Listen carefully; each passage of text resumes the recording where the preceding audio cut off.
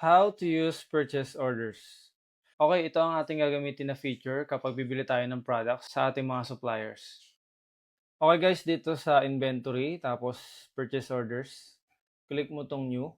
Lagay mo lang dito yung transaction date, then supplier, tapos anong stock location siya babagsak, saan mo ilalagay yung expense, kung naka-toggle on to, status niya, tsaka payment status.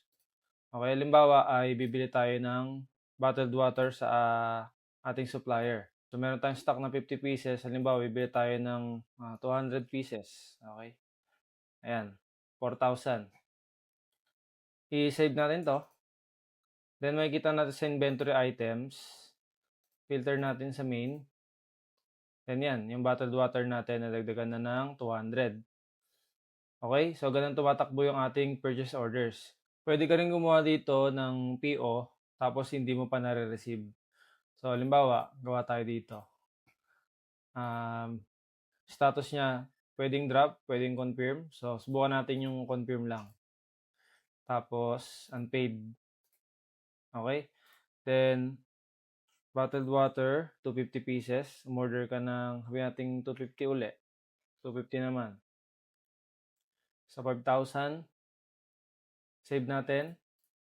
Okay, kapag gano'n, hindi pa yan madadagdag sa inventory item natin. Mga receive lang na status yung nadadagdag. So, halimbawa, dumating na yung mga items sa'yo, binilang mo na, i-receive mo na siya, pwede mong i-click to. Receive, tapos binilang mo yung item, pagbilang mo, 250, confirm. Then, kapag magbabayad ka na, pwede mo i-click tong mark as paid. Pwedeng mag-create na expense, optional yan, o kaya hindi. So, gagawin ko ngayon ay mag-create ako ng expense. Confirm. Okay, then makikita mo sa inventory items niya. Yan, 500 na. Then papasok yan dito sa expenses dahil nag-create ako. Ayan, 5,000. Then kita mo yan sa reports, financial summary. Today.